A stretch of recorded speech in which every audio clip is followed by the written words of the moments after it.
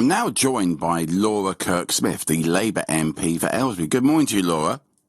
Good morning. Thank you for joining us on the show. Much appreciated. Your government is forcing the council to find spaces for 95,000 more homes. How do you feel about that?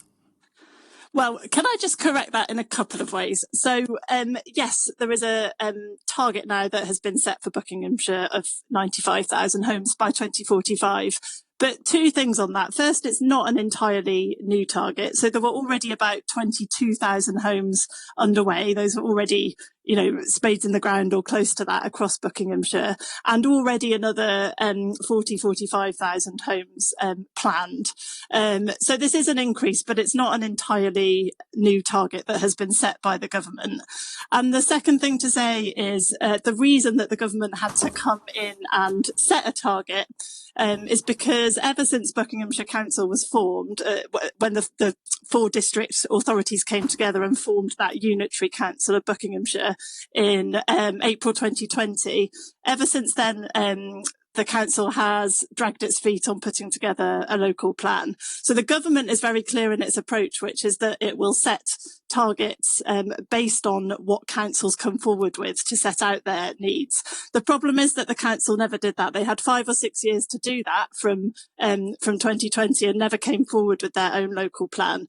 And so that's why the government has had to be more kind of interventionist and put those targets in place. Are those targets realistic though, Laura?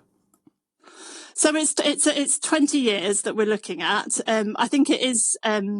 It is a big target, and it's really important now that the council works through very, very carefully and very thoroughly where it is realistic to do that building and where it's not. And I think what the government does is set out what's called the National Planning Policy framework.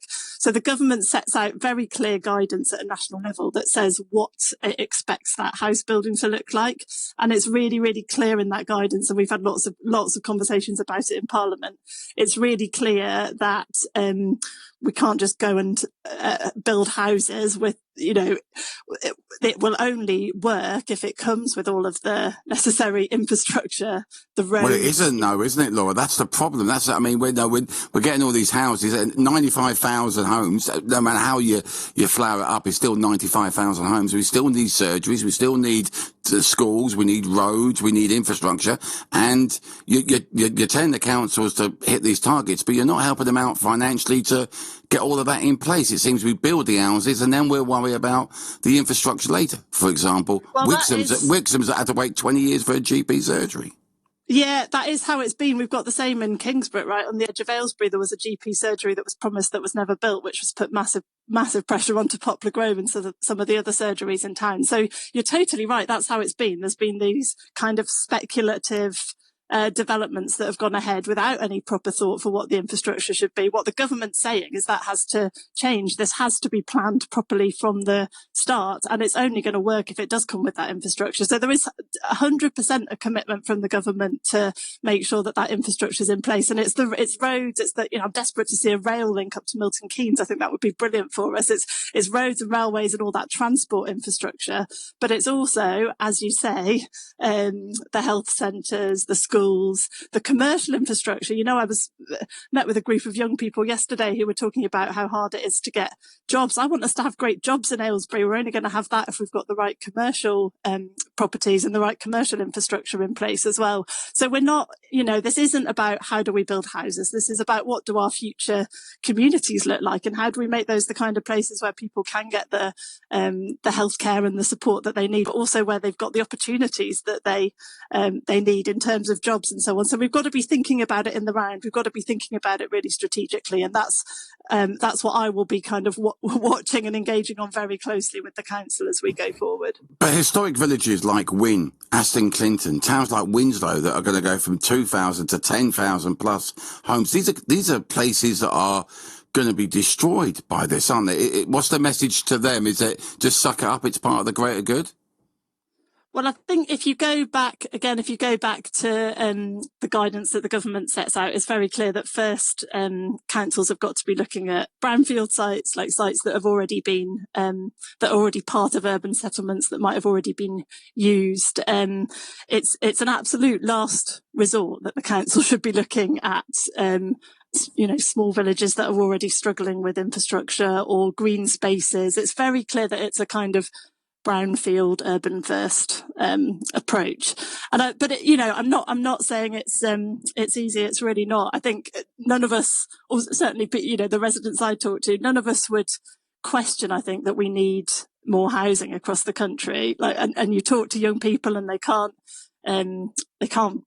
afford to rent. They certainly can't afford to buy. And I talk to so many people that have been waiting for years for social housing. That's a really important part of this. So, I think it's hard to dispute that we do need those homes, but it's absolutely got to be done in the right way. That's right for the kind of future communities that are being built, but first and foremost, right for our own communities. So have Bucks Council got this wrong then? And will you be challenging it? So I will be. So it's a funny one from the point of view of an MP, because an MP doesn't have a direct role in this process. It is for the council to manage. But I will certainly be watching very, very closely over the next few months as they develop this local plan, to make sure that residents' concerns are being heard properly, and to make sure that the plan is being developed in a way that meets the national expectations of what good practice looks like. And I know that you're out and about and you're talking to residents in Aylesbury.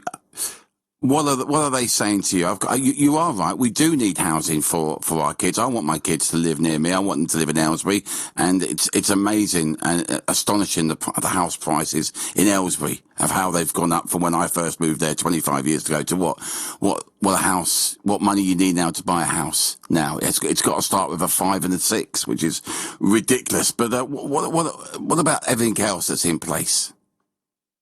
Yeah, in terms of other measures to help those people be able to afford houses, help our young people, I think there is lots else that we can do. There are things like, so the government is now going to guarantee mortgages for first-time buyers. That'll help a few people. There's a affordable and social homes programme. 39 billion has been committed to that over 10 years across the country, which will help make sure that when we're thinking about house building, it's we're not building houses that are just out of reach for everyone. We're building affordable homes. And so there'll be some dedicated funding for that. There's also lots of work. Some people say to me, we've got these houses standing empty when you're building new ones. And that's true. There is more that we need to do to make sure that empty properties are also used first and foremost before we're going ahead and building new homes. So there's lots of parts to it. There's how do we work with our existing housing supply to make it more affordable for people. But I think in the end, it is still going to require building some new homes. Okay, so there is that supply challenge as well. And I appreciate your time. And final question to you, right? So the true winners in this are the developers. There's no doubt about it. They're good times for them for the next 20 years plus. What's in place to keep an eye on them, to make sure that they're doing it right? That they're not just building, they're building proper houses, secure houses that will last the test of time and won't just, fall apart within a few years. That they're doing as much as they can. They're supplying green spaces, and they're not just becoming, estates of old days. You know what I mean? And look at us. Look at Kingsbrook. I love what they've done with Kingsbrook. I think Kingsbrook is how it should be done. But you look at the other one on the other side of the road, Aston Reach. You can't tell me that's the future. Yeah, I was going to make that exact point. I was in Aston Reach the other day, and Taylor Wimpey have just walked away without finishing. There's roads that are unmarked and pavements where they forgot to build the curb in the right place, and they've just walked away, and it's not their responsibility anymore. And then the estate management company aren't looking after that properly, certainly aren't rectifying those problems that the developers left. And then the council are saying it's not ours, we don't own it. So you just, that's absolutely not the future, you're right. The important point is that if the council get this local plan right, the building will follow in that sort of strategic and structured way, where there is the follow through. And ultimately what we're left with are functioning communities, not this kind of half-hearted scattergun thing that we've seen in recent years. And there's something called the Planning and Infrastructure Act, which we've just passed in Parliament. It was debated for many months, but for the first time in years, we have put in place very clear legislation, and the developers will have to follow that. They can't keep kind of messing around and letting communities down in the way they've been able to get away with previously. So I hope that Planning and Infrastructure Act will see the changes that we need to see as well. Laura, appreciate your time. Thank you once again for being on our breakfast show this morning. That was Laura Kyrke-Smith, the Labour MP for Aylesbury.